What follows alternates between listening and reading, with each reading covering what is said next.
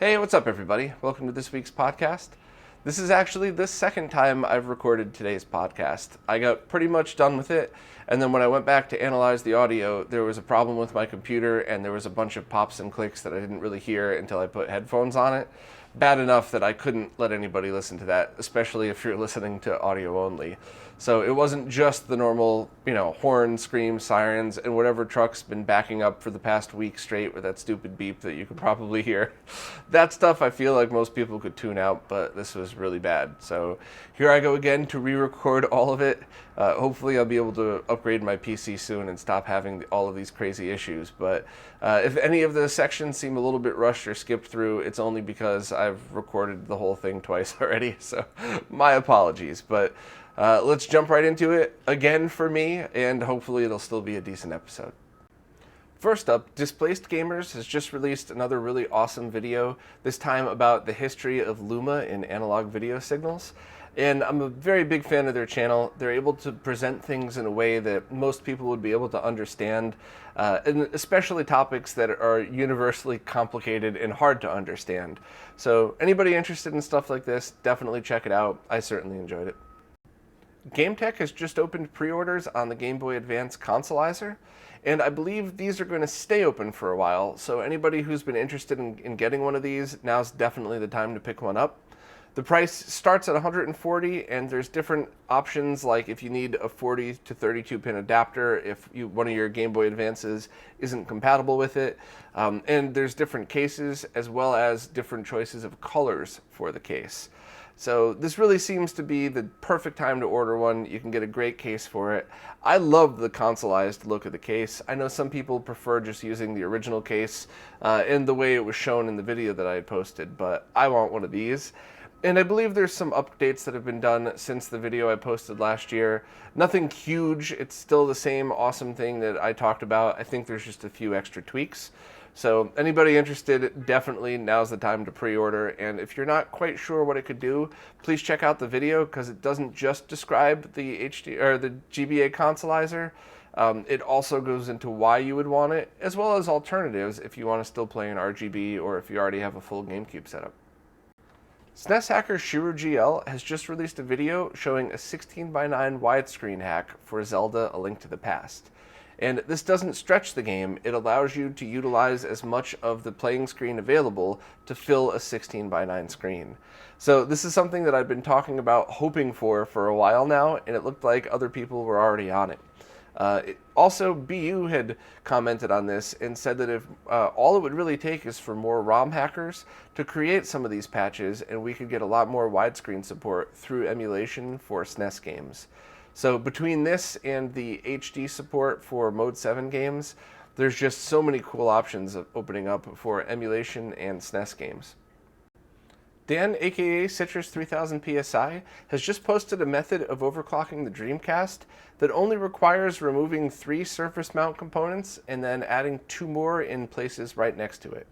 So overall, I think you get about a 10% gain in speed, overclocking from 33.333 megahertz to 36.7. And also, it's the type of overclock where most games wouldn't run faster. You get things like more frames per second, less slowdown, stuff like that. So while I'd certainly love to do heat tests in a scenario like this, it seems like with some more verification, this could be a pretty easy way to get better performance out of a Dreamcast. There's been other mods in the past that can go up to 20% overclocking, or I think a bit more, but those are more complicated, and with any kind of overclocking or any electronics, the hotter the components run, the shorter the lifespan would be. But it's completely reasonable to think that with the right kind of cooling and the right type of mod that you could overclock and not really affect the lifespan of your console in any realistic way at all. So I'm certainly interested to see how it looks and how the games would work. Sega just announced more games that are going to be available for the Genesis Classic console, and it looks like Mega Man The Wily Wars is going to be one of them, which in my opinion is a really fun game that's never been globally available before, at least officially. So more and more this thing's shaping up to be a very cool console, and with M2 designing it, and all of the great games that are going to be available on it, this could possibly turn out to be the best of the classic consoles. I always try to reserve judgment until I get one in my hands and I'm actually able to try it, but I can't help but get excited for this one now. Star Fox Zero for the Wii U is now available for $5 at Five Below. And while there's certainly mixed reviews of the game, any chance that you're able to pick up official Nintendo games for $5, brand new, it seems like it'd be worth checking out. So while I still haven't played Star Fox Zero, and I really did want to, regardless of the reviews, maybe now's my excuse, because for $5 you kind of just might as well buy it if you have a Wii U already. A new overhead puzzle game called Soko Bananas has just made its goal on Kickstarter, and it'll be available for $47 for the cartridge or $5 for the ROM only. There's also a demo ROM available, which at the moment is only working with the Messen emulator. It doesn't seem to be working with the EverDrive N8, but I'd still think it's worth giving a try. Maybe use one of the beta firmwares with the custom mappers, or try on an analog NT Mini, or I guess even the Power Pack and see. But either way, this is exactly what I really like to see in retro releases of games. Collectors have the opportunity to purchase the game itself. People like myself that, while I would love a big collection, I don't have room for it, so now I get to still support the developer officially by spending $5 on just the ROM. And of course, they provide a demo first, so you can make sure it's the type of game you'd want to buy. So big shout out to them. It seems like a great scenario for people that like to buy new old games, and check it out and see if it's for you. Another NES game has also just made its Kickstarter goal, called NEScape by Con Games, which is kind of another game that's sort of like a modern puzzler like The Room. And this one's pretty interesting because the full $80 package will come with a mouse adapter that allows you to use a SNES mouse, including the new Hyperkin one, on this NES game.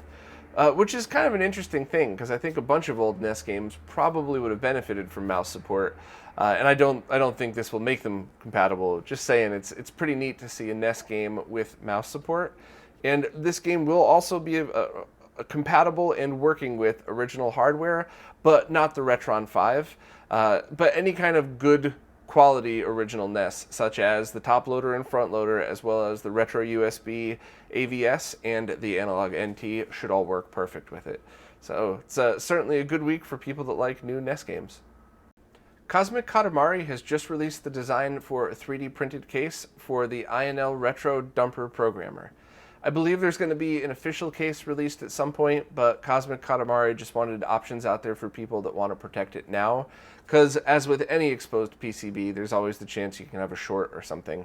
And for anybody not familiar, the INLretro Dumper Programmer, not really the smoothest name to flow off the tongue, but it's a device that allows you to dump or program Famicom, Nintendo, Master System, Super Famicom, Super Nintendo, Genesis and Mega Drive, Game Boy, Game Boy Color, and Game Boy Advance games. I might have even missed one, but it's certainly a device that could really handle, a giant amount of retro games. I think possibly even N64 as well, but it's a pretty impressive piece of hardware for anybody that's looking for programming and dumping of original games, and definitely worth checking out. And now you have the option for a 3D printed case if you want one. 8BitDo has just released do-it-yourself Bluetooth kits for both PlayStation 1 and PS1 Classic controllers. And much like their other do-it-yourself kits, you basically just swap the guts and turn it into a Bluetooth controller. Which is great if you're looking to play games that were designed for Bluetooth and you like the feel of a PS1 controller.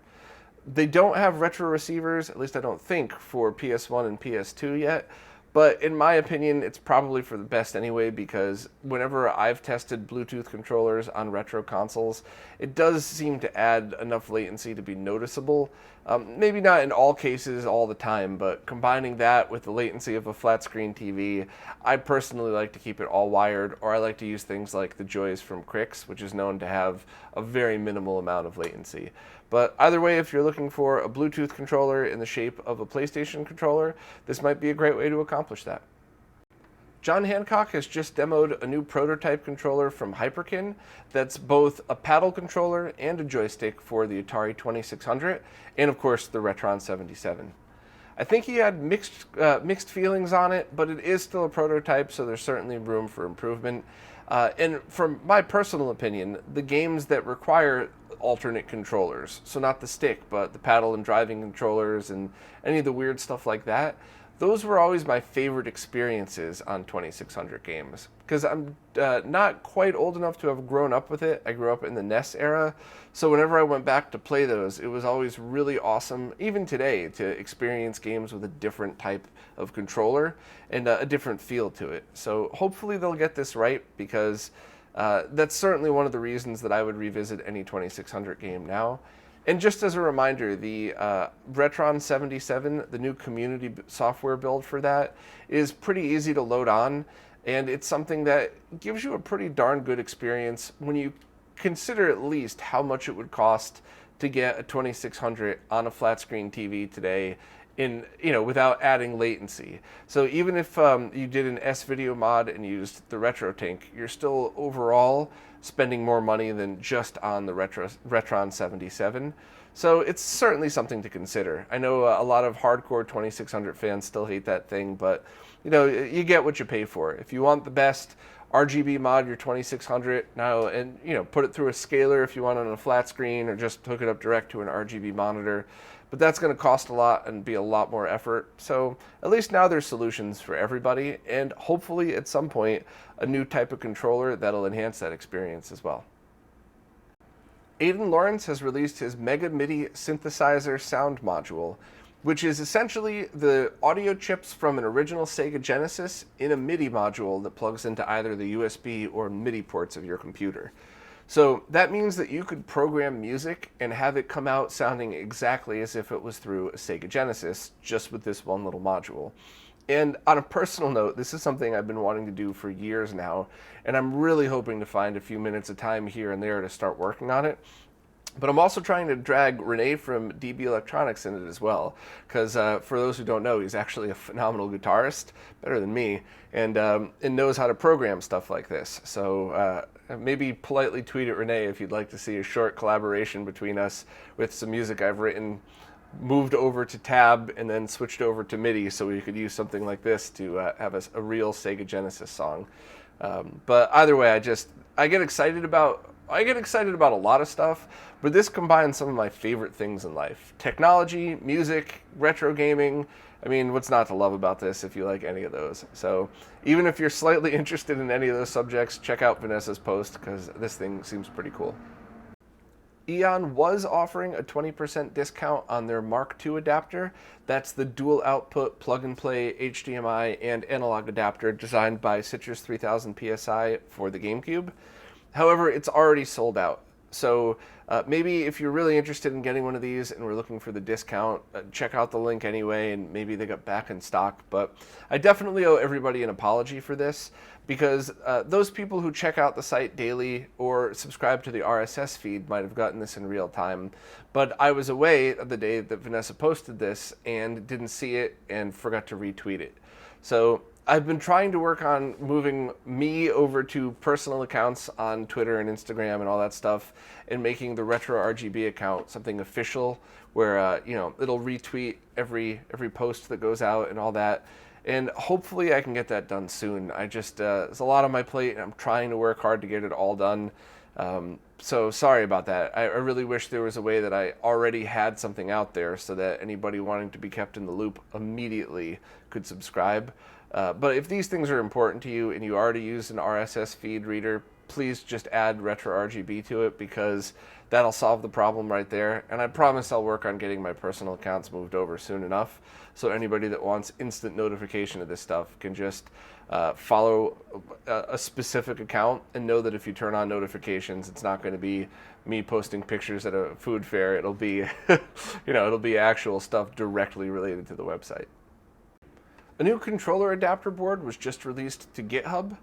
The USB to classic input board takes things like a PlayStation 4, Xbox 360, or even some PS3 controllers and any other USB device, I believe, and converts it to many different classic consoles, including ones that aren't often supported, like TurboGrafx-16 and the 3DO. Suspiciously, there's no CDI support in there as well, so Wrestling with Gaming would be pretty upset, but Either way, it seems like a pretty cool device for people that want to use one controller across all of their retro consoles, which is a question that I get very often, by the way.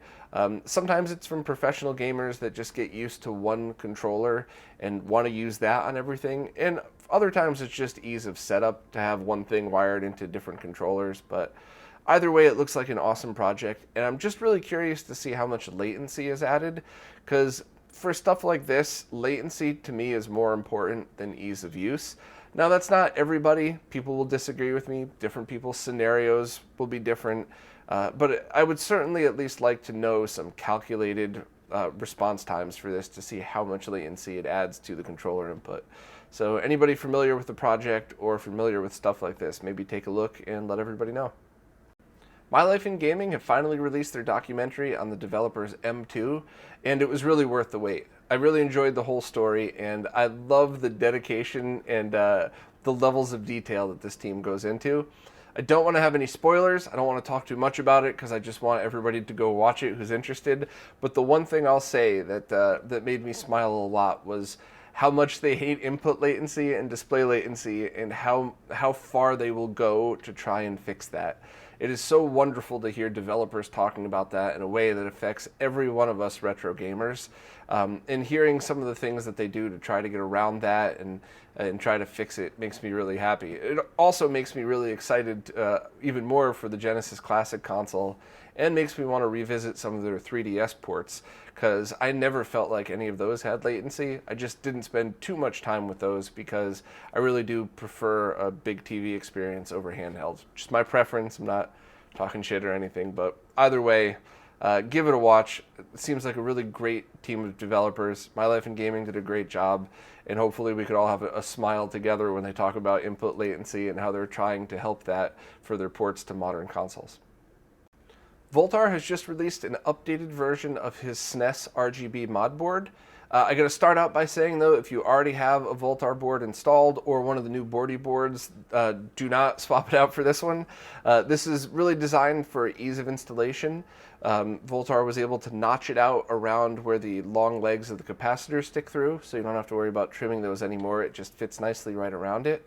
And he also implemented a different way to process sync, so it doesn't matter what your cable has in it, which is kind of interesting. And, I see where he's going with this, and I certainly appreciate the addition. I'm still going to always tell everybody to use properly made cables and to mod your console in a way where, where it always outputs the same as stock.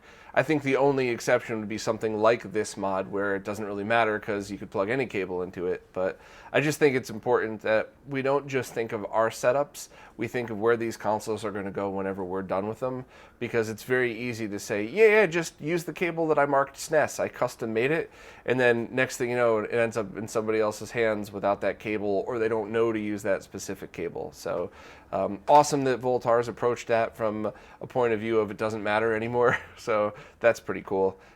Also, he has finally released the IFU RGB boards, which were announced a while back, that go into the interface unit for the PC engines.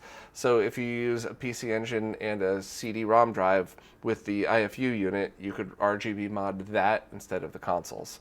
So all of the links are available right there, or you could just go to Voultar.com.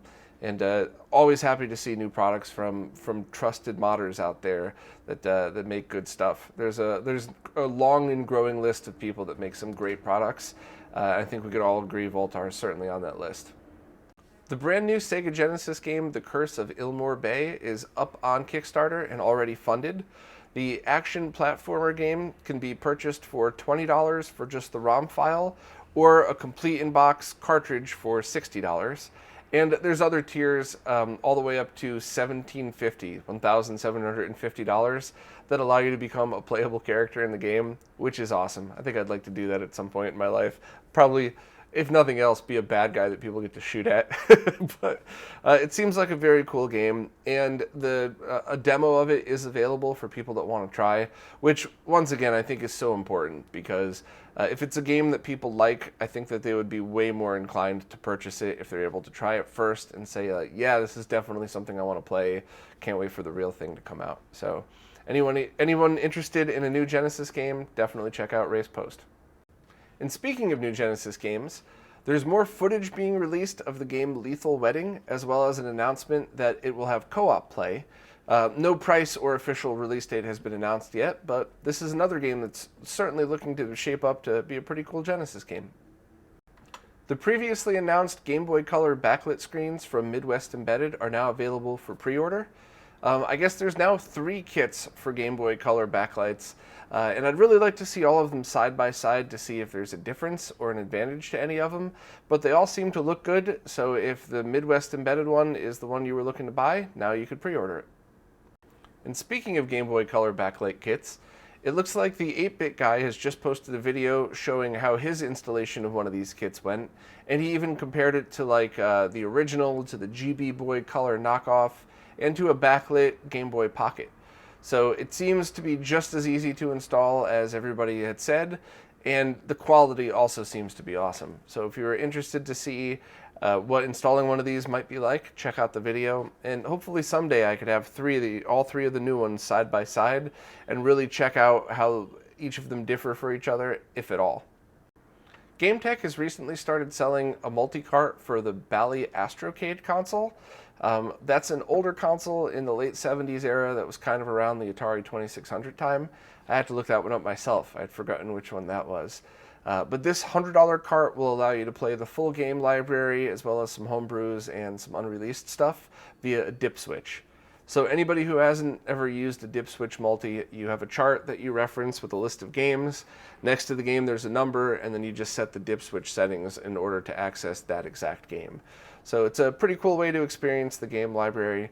And for anybody listening that my nomenclature of these things, if it drives you crazy, just to be clear, I always call things that have a set amount of games on them that cannot be added or removed multi-carts. Because over the years you've heard of things like the 161-in-1 multi or the Vectrix multi and all of those. Whereas anytime that you're able to take some kind of rewritable memory, dump your game ROMs on that and play it, I call that a ROM cart. I guess I could call it an SD multi, but not all of them use SD cards. You have the Power Pack, which is compact flash. And of course, I can't call them a flash cart because not all of them use flash memory. So I think it's an easier and better term when I just call it a ROM cart. And if it really upsets you that much, maybe you should go play Mario on your 8-bit Do controller. Kidding, of course. But yeah, that's just to be clear, that's how I call these things because it seems to be an easier way to follow it and an easier way to differentiate which is which. I just posted a video that's a continuation of my work with video capture that shows you how to take a DataPath Vision capture card and one of the SCART to DVI boards that's now available from Insurrection Industries and have a 1080p stream or capture without using an upscaler. So while the title's a little bit clickbaity, it's a 100% accurate description of what the video is about. And also in the video, I show a dedicated streaming and capture machine that I had built for this. If you'd like to do so yourself, including everything I have in that video, it's going to be less than $500, which is about what you'd spend on a capture card and a FrameMeister. So if you think of it that way, you might actually be able to get a slightly better solution depending on what your needs are. To be honest though, I have a feeling most people that might be into this might watch this video and say, I already have everything I need, and I don't need a dedicated PC, I could just use my current PC.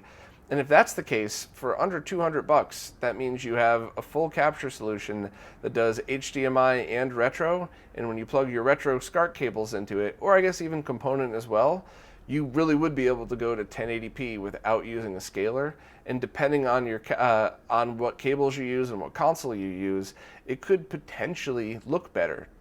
Now, this is obviously a more advanced way of capture. You have to worry about stuff like oversampling and all that, but this video was really just designed to be an overview to kind of show you what it's like, and I skipped through a lot of this stuff, unlike the last video where I kind of explained every step that I went through. So I will be following this up with some more pages on the website. It'll probably take me a week or two to get them up, especially the oversampling stuff, because I want to make sure I really get that right. I just want to make sure to get this information out to people, because with devices like the SCART to DVI, the component to DVI, which is almost done, and this will probably be out within a few months, and then any of the follow-ups, you're able to get direct one-to-one captures of this in excellent quality. You're able to stream in high def if you want, and you're able to do so without extra expensive equipment. So I obviously have been standing by projects like this, and I'm really happy to promote products like this too, because I could confidently say that I love them and not have to worry, because I'm not making any money off of them. I'm just doing a lot of the research and development, along with a lot of other people that have joined on to the team making these things, which is always very much appreciated. So if you're into capture or streaming at all, definitely check this one out, as well as the video capture section in that other video. And if you see this, and there's a few mistakes in there that I'll make sure to clear up in the upcoming pages of the website. And there's a few terms that I haven't gone into detail yet, but I'll stay on all of this stuff. And I just really want to spread the word to more people that you can get amazing captures, amazing streams, and really be able to do so with cheap equipment and potentially have it even look better. So, the only time I've seen streams that come close to this are people that are experts at using the OSSC and being able to tweak it, which is absolutely great if if that's something you're already an expert in. But if you're just kind of starting out on this stuff, this might even be a better option just overall. I don't know, or not, depending on your setup. But I hope everybody who's interested watches the video and sees if this is something that might be for them, or of course even a variation of it for them. But hopefully you enjoy it, and I'll without a doubt be following up with more videos like that as well. Well, I hope this week's podcast turned out all right. I was certainly pretty frustrated when I got more than halfway through and realized that I had to start over, and the construction that's been outside my window for the past couple of days has been driving me even crazier. So hopefully I still pulled it off and stayed positive, because I still have the same amount of love for this stuff that I always do. I just tend to love it a little more when I don't have a beeping echoing throughout my brain the whole time I'm trying to record. But either way, thank you to all of you for putting up with it. And of course, thanks to everybody who watches, listens, and comments. I'm always so impressed at how much nicer the comment section is on these videos than on so many more across the internet. So thank you for that. And of course, I have to thank all of my supporters, because without you, these videos would never happen. So thank you so much, and I'll see everybody next week.